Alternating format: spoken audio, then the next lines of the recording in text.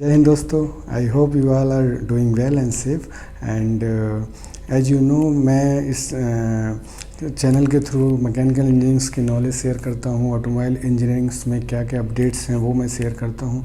Plus manufacturing industries में किस type के डॉक्यूमेंटेशन होते हैं लाइक QMS ISO 9001 IATF 16949। सो उस टाइप का मैं नॉलेज शेयर करता हूँ और ये आपके लिए मैं उम्मीद करता हूँ कि बेनिफिट होगा। ओके, सो आज का टॉपिक बहुत ही इंटरेस्टिंग है। अगर आप मैकेनिकल इंजीनियर हो और उसके साथ साथ आप किसी भी फील्ड में हो, बट अब मैंने जो टॉपिक लिया है वो मेजरिंग इंस्ट्रूमेंट है और मेजरिंग इंस्ट्रूमेंट का नॉलेज मस्ट है। वो आप किसी भी फील्ड में वो आपको होना ही चाहिए। सो आज की वीडियो बहुत इंपॉर्टेंट होने वाली है, आपको मिस नहीं करना है। ये measuring instruments lot of measuring instrument होते हैं एक्चुअली, बट मैंने इसको 2 पार्ट्स में दिया है क्योंकि एक पार्ट्स में बनाना बहुत ही मुश्किल है, बहुत लेंदी वीडियो हो जाएगी। That's why I am doing the 2 part. So chapter 1 and chapter 2। तो टुडेज टॉपिक होगा चैप्टर 1, पार्शली हम कंप्लीट करेंगे चैप्टर 2 में। ओके, सो टाइम को ना वेस्ट करते हुए चलते हैं स्क्रीन पे। सो दोस्तों, जैसा कि हम लोग स्क्रीन पे आ चुके हैं और again welcome to my channel mechanical engineering knowledge. So जैसा कि आप जानते हैं कि हम लोग इस पे मैकेनिकल इंजीनियरिंग्स का नॉलेज शेयर करते हैं। सो अगर चैनल पे नए हैं तो सब्सक्राइब करें और ऑलरेडी सब्सक्राइब किए हैं तो अपने फ्रेंड्स को शेयर करें जिससे कि उनको बेनिफिट हो सके। Okay, so today's content, today we are going to learn how to use of measuring instrument in manufacturing industries as well as what is the list count of the measuring instrument। Okay, हम list count भी देखेंगे क्या होता है, plus measuring instrument होता क्या है और उसका यूज कैसे करते हैं वो मैं प्रैक्टिकली आपको दिखाऊंगा। Okay, next, so before starting the our contents, be happy always. Okay, like in this image. Okay, so happy रहने से सारी प्रॉब्लम्स सॉल्व हो जाती हैं और आपका स्वास्थ्य भी सही रहता है। So that's why I put this one slide, okay, for you only. So list of instrument, actually आज मैंने चैप्टर 1 के लिए इतना इंस्ट्रूमेंट्स का डाला है। इसके बाद इसके साथ एक और आएगा चैप्टर 2, उसका अलग से है।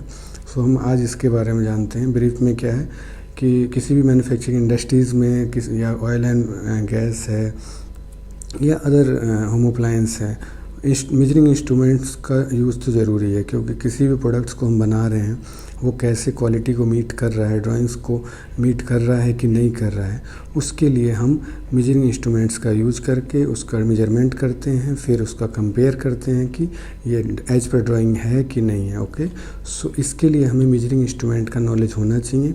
या आप क्वालिटी फंक्शन में हो या प्रोडक्शन फंक्शन में हो या इंजीनियरिंग फंक्शन में हो या आप किसी भी R&D फंक्शन में हो। सो मेजरिंग इंस्ट्रूमेंट का नॉलेज मस्ट है। सो इसको ध्यान से देखिए, बहुत ही अच्छा टॉपिक है।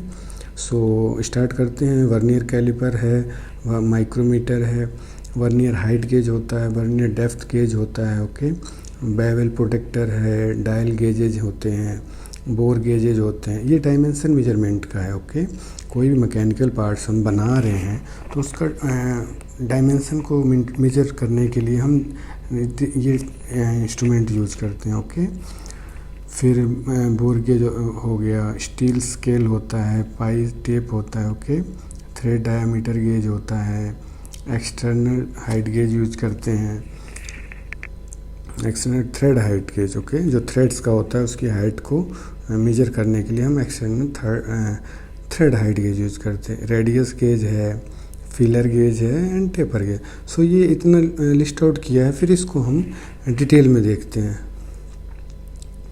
सो डिटेल में हमारा रहेगा चैप्टर 1, उसमें हमारा first vernier calliper, use of vernier calliper to measurement of inner and outer diameter या डायमेंशन और thickness and length.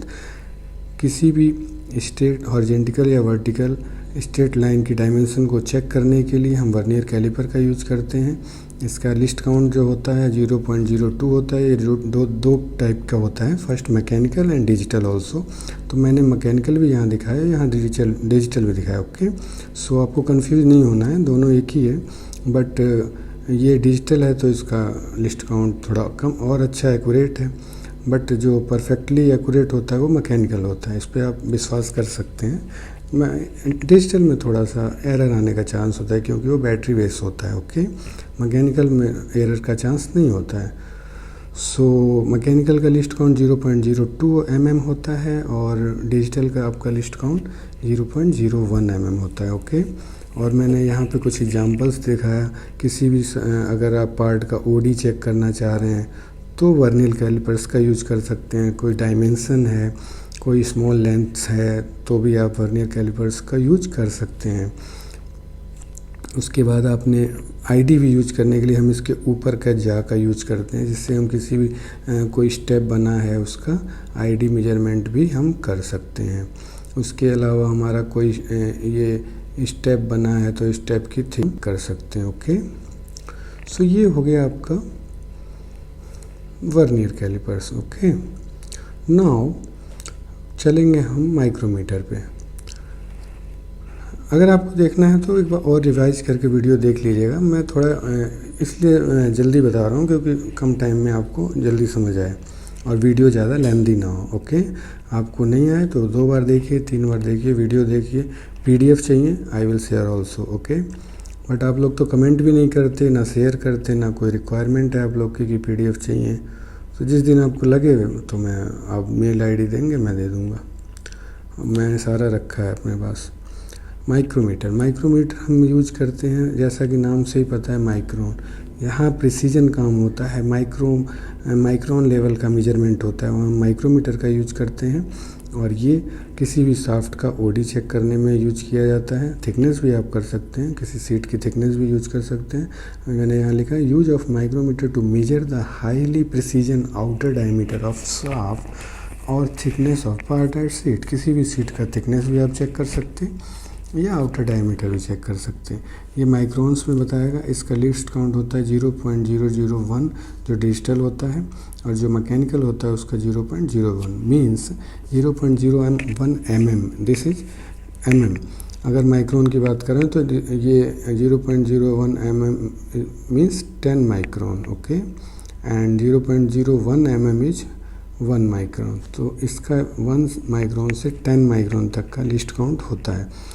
How to check, ये देखिए मैंने यहाँ एग्जांपल दिखाया आप कैसे माइक्रोमीटर पकड़ने का मेथड बहुत ही परफेक्ट होना चाहिए, क्योंकि ये सबको पकड़ नहीं पाते हैं। तो आपको सीखना चाहिए। आपके 2 फिंगर और एक जो अंगूठा है वो उसके रैचेट पे होना चाहिए, and you can hold this one. Okay, as मैंने जो फिगर में दिखाया वैसे आप देख सकते हैं। सो इस टाइप में आप किसी भी पार्ट्स का ओडी, किसी भी पार्ट्स का थिकनेस चेक कर सकते हैं। ओके, सो कॉन्सेप्ट क्लियर हुआ। माइक्रोमीटर में हम किसी भी चीज़ की थिकनेस या ओडीज चेक कर सकते हैं, वो भी माइक्रोन लेवल तक बताता है। 1 माइक्रोन तक का लिस्ट काउंट होता है। Next, vernier height gauge. Height gauge से जैसे कि नाम से ही पता है ये हाइट मेजरमेंट के काम आता है, और ये जो काम करता है वर्नियर कैलिपर के ही प्रिंसिपल पे बना हुआ है। ओके, इसकी भी जो रीडिंग है, जैसे मैकेनिकल वर्नियर कैलिपर रीड करते हैं वैसे ही हम वर्नियर हाइट गेज रीड करते हैं। माइक्रोमीटर का रीडिंग अलग है, वो मैं आपको किसी और टॉपिक में बताऊंगा। How to read, how to calculate list count. Okay, ये सब भी टॉपिक आएगा फ्यूचर में, बट मैं इसमें वो डालना नहीं चाह रहा क्योंकि वो फिर कन्फ्यूजन हो जाएगा। अभी आप बेसिक प्रिंसिपल समझें और कैसे यूज करते हैं और उसका कैसा फिगर होता है, कैसा इमेज होता है, वो आपको जानना चाहिए। उसके बाद हम चलेंगे list count calculation and how to read. Okay, so use of vernier height gauge to measurement to height in any type of part as well as dimension of vertically. okay, जैसा कि एक्सप्लेनेशन में clear है कि आप अगर vertically में कोई भी डायमेंशन है उसको आप चेक कर सकते हैं। अगर मान लीजिए यहाँ पे एक स्टेप बन गया। ओके, मैं आपको थोड़ा एग्जांपल से बताऊंगा बिकॉज ये आपका ओके, सो ये आपका बेस हो गया। अब आपको चाहिए हाइट यहाँ से यहाँ तक का। तो आप हाइट गेज को यहाँ 0 करके 0 point and you can take from this one, okay. तो this is you can check with height gauge, okay।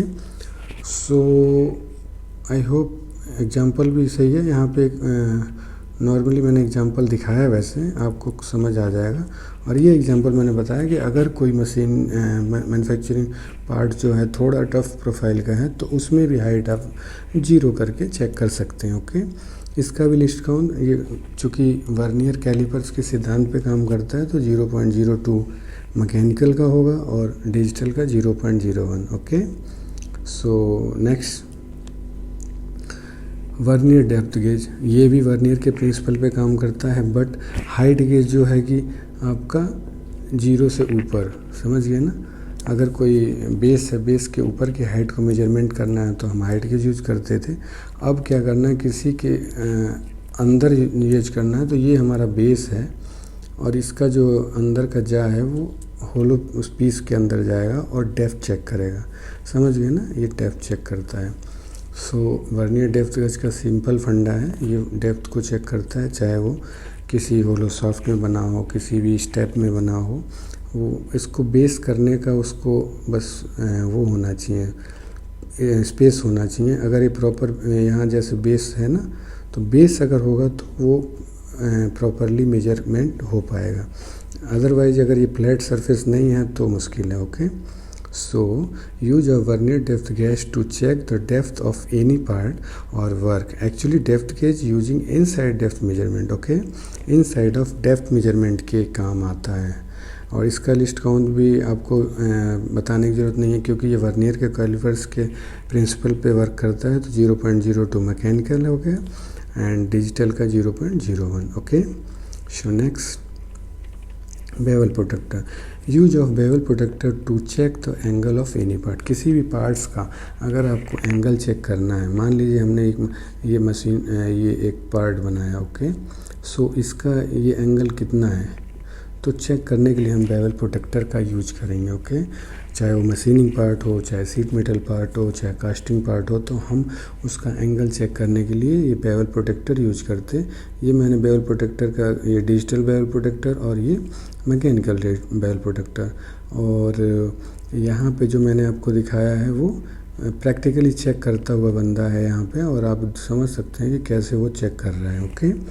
Part को लगाया और उस पर डिग्रीज में आएगा जो रीडिंग, वो होगा एंगल। सो इसका जो लिस्ट काउंट होता है वो आपको बता दूं 5 मिनट होगा। इसका लिस्ट काउंट 5 मिनट होता है, ओके। जो मिनिमम ये रीड कर सकता है वो 5 मिनट रीड कर सकता है बेवल प्रोटेक्टर, ओके। सो बेवल प्रोटेक्टर आपका माइंड में होना चाहिए, एंगल के लिए चेक किया जाता है और इसका लिस्ट काउंट होता है 5 minute. Next, dial gauge, dial gauge या डायल प्लंजर गेज बोलिए।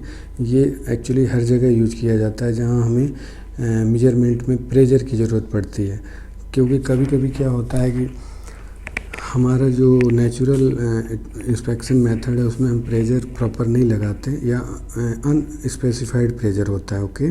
सो प्रेशर को कंट्रोल करने के लिए, प्रेशर को ऑब्जर्वेशन में लेने के लिए हम डायल गेज का यूज़ करते हैं। ये डिफरेंट प्लेस पे डिफरेंट टाइप का वर्क करता है, ओके। इसका भी लिस्ट काउंट आप देखिए 10 माइक्रोन भी है और यहाँ 1 माइक्रोन भी है, डिपेंड करता है आप कहाँ यूज कर रहे हो। ये हाइट गेज में आपने प्रेशर लगाने के लिए यूज कर लिया, यहाँ पे आपने थिकनेस चेक करने के लिए लगा लिया, ओके। यहाँ पे आपने कुछ और रन आउट या कुछ डिफरेंट टाइप का फंक्शन है यहाँ पे। और ये एक सेपरेट प्लंजर डायल गेज है, ओके। इसको आप यूज़ जहाँ मन करे वहाँ करिए as per your requirement. So simple सी बात है, प्रेशर को ऑब्जर्वेशन में लेने के लिए हम डायल गेज का यूज़ करते respect to distance, okay. Now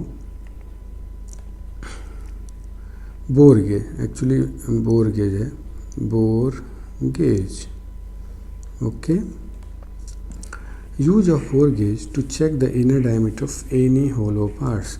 जहाँ वर्नियर में आपने देखा अभी जो रफ़ डायमेंशन है, रफ़ इनर डायमीटर है, उसमें हमने चेक कर लिया। बट जहाँ प्रिसीजन वर्क है, जहाँ लाइक आपका टर्निंग है, होनिंग है, जहाँ 5-10 माइक्रोन्स की टॉलरेंसेस हैं, वहाँ तो आप वर्नियर यूज़ नहीं कर सकते ना। उसके लिए आपको बोर गेज बनाया गया जो कि 1 से लेके 10 माइक्रोन तक का लिस्ट काउंट का होता है, और वो आपको मेजरमेंट करके देगा कि use of bore gauge to check the inner diameter of hollow part. किसी भी होलो पार्ट्स के अंदर हम टर्निंग या रीमिंग या होनिंग कर रहे हैं, उसके बाद का क्या आईडी बन के आ रहा है उसको चेक करने के लिए हम बोर गेज का यूज करते हैं। ये इंस्ट्रूमेंट बहुत ही परफेक्ट है, और ये जो इनके अंदर 2 पिन्स लगी होती हैं, ये यहाँ बट करते हैं। ये प्रैक्टिकली मैंने दिखाया ना आपको, बट करेंगे और ये टच करेगा आईडी पे, उसका रिफ्लेक्शन आएगा आपका डायल गेज पे। देन हम जज करेंगे कि कितने की आईडी बनी है। ओके, ये भी मैकेनिकल और डिजिटल दोनों टाइप का होता है। Okay, next steel scale. Steel scale तो जो आप लोग को सबको पता है कि स्टील स्केल क्या होता है। जनरली हम लोग यूज करते हैं, इस पे सेंटीमीटर, इंचेस और मिलीमीटर्स में हम मेजरमेंट कर सकते हैं। इसका लिस्ट काउंट भी होता है 0.5 mm, और इसको हम स्ट्रेट या वर्टिकल मेजरमेंट के लिए यूज करते हैं, जहाँ 0.5 से ज़्यादा की टॉलरेंसेस होती हैं। जहाँ माइक्रोन में है और जहाँ प्रिसीजन वर्क है वहाँ हम इसका यूज नहीं कर सकते, तो इसके लिए ज़्यादा बताने की ज़रूरत नहीं है। बट इसका लिस्ट काउंट 0.5 है, और ये लीनियर और स्ट्रेट फॉरवर्ड डायमेंशंस या लेंथ मेजरमेंट के काम आता है। ओके, नेक्स्ट पाई टेप। पाई टेप, स्केल और पाई टेप में क्या डिफरेंस है? स्केल स्ट्रेट के लिए यूज हो गया, स्ट्रेट लीनियर और हॉरिजॉन्टल वर्टिकल के लिए यूज होता है, जबकि पाई टेप सर्कुलर डायमीटर के लिए चेक करते हैं। सर्कुलर कोई भी हमारा रिंग है उसकी आईडी या ओडी चेक करने के लिए हम पाई टेप का यूज करते हैं। पाई टेप पे जो वैल्यू आएगी वो सर्कमफ्रेंस जो बोलते हैं वो निकाल के आती है, और डायरेक्ट वो पाई से डिवाइडेड होता है। ओके, इसमें आपको ये यहाँ पे पाई टेप, पाई लिखा ना, तो जो बन के आएगा ओडी उसमें पाई से डिवाइडेड करके ये इस पे रीडिंग बनी होती है स्केल्स पे, तो उसमें पाई से आपको डिवाइड नहीं करना है। जो रीडिंग आएगी वो डायरेक्ट आउटर डायमीटर या इनर डायमीटर होगा। ओके, सो इसमें क्लियर हो गया ना। अगर हम पाई टेप से लेते हैं आईडी, पहले हम उसका सर्कमफ्रेंस निकालेंगे, फिर उसके बाद हम पाई से डिवाइड करेंगे, तब आउटर डायमीटर आएगा। ओके, बट यहाँ पे हम डायरेक्ट मेजर कर सकते हैं। ये पाई टेप का बेनिफिट है, हमेशा माइंड में रहिए। Pi tape means already divided by pi, क्योंकि जो मैन्युफैक्चरर है उसने पाई से डिवाइड करके और ये स्केल बनाया। ओके, सो बहुत ही बढ़िया कॉन्सेप्ट है ये, और किसी भी हम पार्ट का आईडी और ओडी चेक करने के लिए यूज करते हैं। जैसे कि यहाँ मैंने एग्जांपल्स के लिए दिखाया, ये डायरेक्ट इसका ओडी चेक कर रहा है, जबकि आप मेजरिंग जो टेप होता है उससे आप डायरेक्ट चेक नहीं कर सकते। ओके, इसका लिस्ट काउंट भी 0.5 होता है। ये भी ज़्यादा प्रिसीजन वर्क्स में नहीं काम करता, इस टाइप के रफ वर्क में हम यूज कर सकते हैं जहाँ 1 mm, 2 mm, 4 mm की टॉलरेंसेस होती हैं। ओके, सो ये माइंड में आपको रखने वाली चीज़ है, बहुत ही इंटरेस्टिंग चीज़ है। Okay, pi tape. Next external thread height. ये जैसा कि नाम से ही पता है, थ्रेड की हाइट चेक करते हैं। जो हमारी थ्रेड बन रही है शाफ्ट पे, गियर पे, उसकी हाइट कितनी है। ओके, वन साइड जो हाइट है, जैसा कि मैंने दिखाया यहाँ पे चेक करता हुआ बंदा है, ये आपका इंस्ट्रूमेंट है। Okay, use of external thread height gauge of measure the thread height. Okay, इसका लिस्ट काउंट 0.01 होता है। तो इसमें ज़्यादा बताने की ज़रूरत नहीं है मुझे लग रहा है, क्योंकि नॉर्मली हाइट चेक करना है जो आपका गियर का पिच होता है। ओके, यहाँ पे ये इसका जो ये पॉइंटेड पोजीशन है, यहाँ पे पॉइंट बट करेगा, और जो उसका फ्लैट सरफेस है वो इस पे इन दोनों पिच के ऊपर बट करेगा, और फिर ये हाइट मेजरमेंट करके जो डायल पे रिफ्लेक्शन आएगा वो हमारा हाइट हो गया। ओके, सो सिंपल है। और नेक्स्ट देखते हैं क्या है फिर, रेडियस गेज, फिलर गेज। कितने लोग रेडियस गेज, फिलर गेज, और एक और मैं बताऊंगा टेपर गेज है। Lot of people every time getting confuse in this one. So मैं यहाँ पे क्लियर कर दूँ, रेडियस गेज का हम सिंपल जहाँ पे रेडियस बनता है, जैसे ये पार्ट है। ओके, ऐसे बना दिया, यहाँ फ्लैट सरफेस और यहाँ पे रेडियस दे दिया, मान लीजिए 5R का रेडियस दे दिया, तो इसको चेक करने के लिए हम रेडियस गेज का यूज़ करते हैं। ओके, ये आपका